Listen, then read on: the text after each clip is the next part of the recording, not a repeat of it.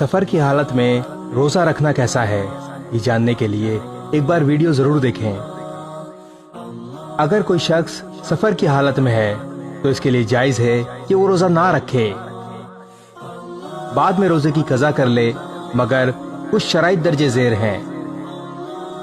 Number 1, अगर सफर राहत वाला है, कोई तकलीफ नहीं है, तो रोजा रखना औला यानी बेहतर है।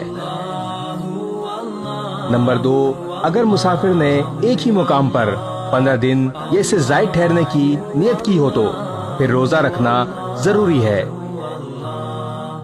और नंबर 3, अगर सुबह तुलू होने के बाद सफर पर जाने का इरादा हो तो इस दिन का रोजा रखना लाजमी होगा।